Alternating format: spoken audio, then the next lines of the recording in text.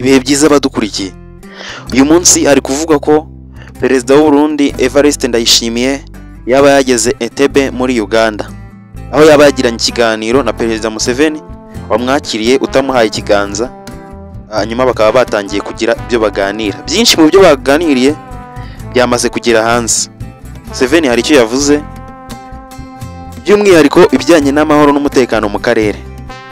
Ndayishimiye Evariste akigera muri Uganda, abasesenguzi benshi batangiye kuvuga ko ashobora kuba agiye gusaba Uganda kugira ngo yunge Burundi n'u Rwanda.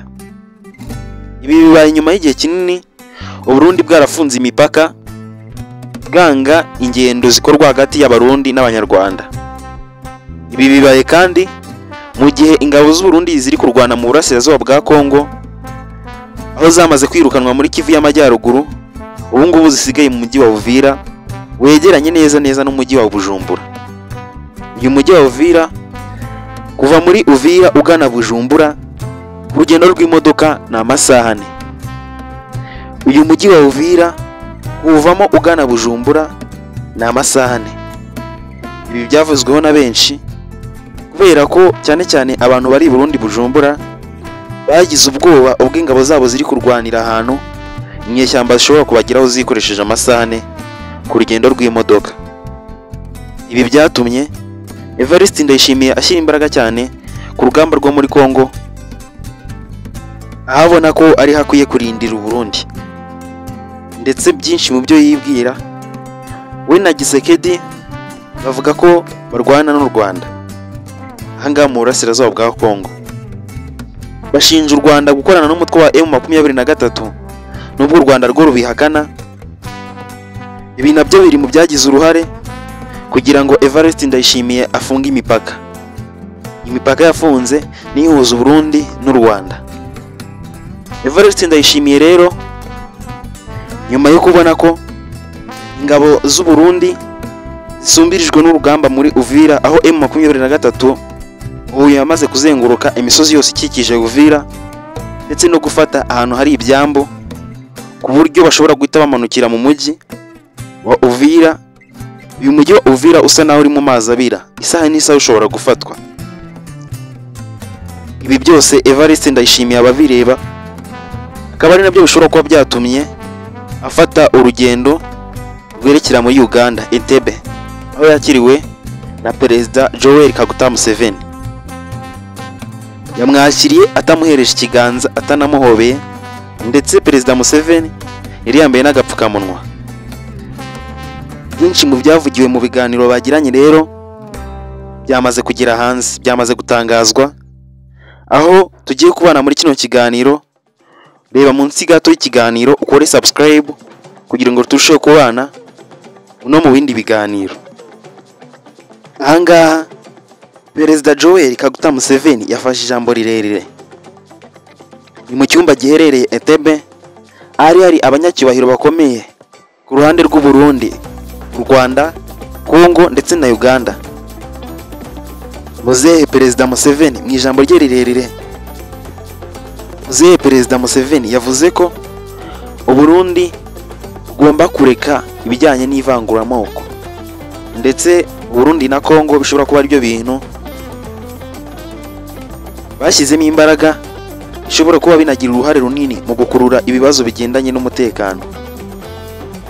Ikindi Museveni yakomojeho, yavuze ko ibibazo biri hagati y'u Burundi n'u Rwanda byigize no kuba ibibazo hagati ya Uganda n'u Rwanda.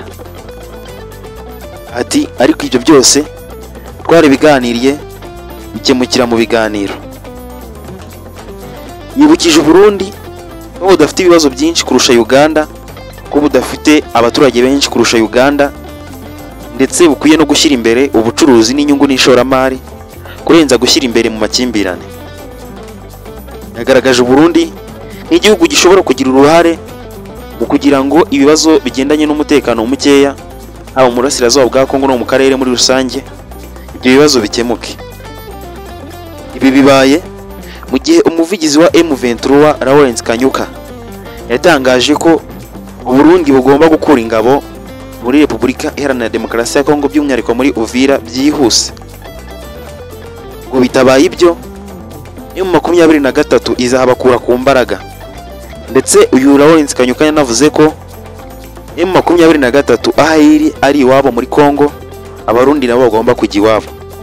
Yanatangaje ko M23 itekereza ko igihe intambara izaba irangiye bazabana neza n'abarundi, ko ari abaturanyi babo nta kintu bapfa.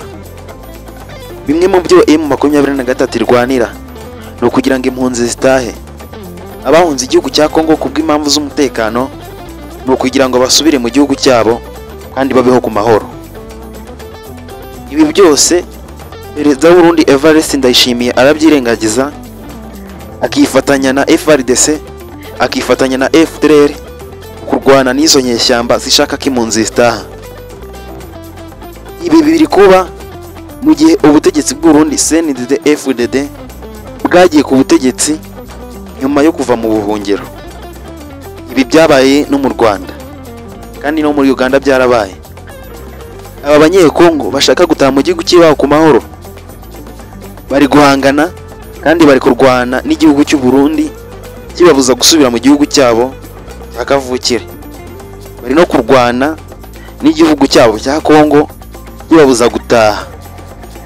Aba banyekongo bashaka gusubira mu gihugu cyabo ku mahoro, nubwo bakomeza guhangana n'ibibazo byinshi birimo ingabo z'Abarundi ziri kubarwanya zifatanyije n'ingabo za leta na FDLR, ndetse bari no kurwana n'ingabo za leta ya Kongo, nubwo hari kuba ibiganiro bigamije kugarura amahoro ku butaka bw'uburasirazuba bwa Repubulika Iharanira Demokarasi ya Kongo. Iby'uru ruzinduko rwa Perezida w'u Burundi Evariste Ndayishimiye yagiriye mu gihugu cya Uganda, umujyi wa Entebbe uherereye mu majyepfo y'iki gihugu, rusobanuye iki? Ese kwaba ari ukugaragariza u Rwanda ko yifuza kugarura umubano w'u Burundi n'u Rwanda? Kwaba ari ukugaragariza abatuye isi no mu karere ko u Burundi bwifuza amahoro muri aka karere ka East Africa? Cyangwa se kwaba ari ukugaragaza ko yugarijwe ndetse asa nawe yaciye bugufi imbere yabo yita ko bari kurwana kugira ngo arebe ko igihugu cye cy'u Burundi cyabona amahoro? Kubera ko abasesenguzi benshi bakomeje kugenda bagaragaza ko iki gisirikare cya leta y'u Burundi kirwana ku butaka bwa Repubulika Iharanira Demokarasi ya Kongo, aho cyatangiye kirwanira muri Rubaya kitegereye imipaka y'u Burundi, ubu noneho kiri kurwana cyegereye imipaka y'u Burundi. Igihe byakomera cyangwa se urugamba rwahinana, bahungira mu gihugu cyabo cy'u Burundi bakajya bagaba ibitero kuri M23, hanyuma M23 nayo ikabasubiza iri mu misozi ya Kongo igatera amakopura mu Burundi, aho bishobora kurangira M23 yinjiye mu gihugu cy'u Burundi ikajya kuzimya uwo muriro waba uri guturukayo. Ku rundi ruhande M23 ikavuga ko ari abanyekongo barwanira uburenganzira bwabo bwo kubaho, ndetse ngo nta nyungu n'imwe baba bafite mu Burundi, ndetse banavuga ko Abarundi ari abaturanyi, nubwo baje kubagabaho ibitero bifatanyije n'abanzi babo ari bo ingabo za leta ya Kongo FARDC, FDLR n'indi mitwe yose yagiye irwanya M23, tutibagiwemo n'imitwe y'abacanshuro. Iby'uru ruzinduko rwa Perezida w'u Burundi Evariste Ndayishimiye byaba byasigiye iki igihugu cy'u Burundi? Byaba byasigiye iki igihugu cya Uganda n'akarere muri rusange? Ese bisobanuye iki, cyangwa bigaragaza ko henda kuba iki by'umwihariko ku butaka bwa Repubulika Iharanira Demokarasi ya Kongo? Ese u Burundi bwaba bwenda gucyura ingabo nk'uko M23 yabisohoye mu itangazo isaba ingabo z'u Burundi gucyura ingabo nk'uko SADC yacyuye ingabo mu byiciro bitandukanye? SADC nayo yari imaze igihe kinini irwana na M23, gusa iza gucyura ingabo, aho kuri ubu yatwaye ibikoresho ku nshuro ya 7. Bwa mbere SADC icyura ibikoresho yabitwaye ku masaha y'ijoro, aho byari bigoranye gukamera ibi bikoresho, nubwo batabuzemo bake babikamiye birigoma mu Rwanda no muri Tanzania. Ibijyanye no gutaha kwa SADC bikaba byari biteguye ko habanza kugenda ibikoresho, nyuma abasirikare bakagenda. Ku ikubitiro azagenda abasirikare ba South Africa nabo banyuze mu Rwanda.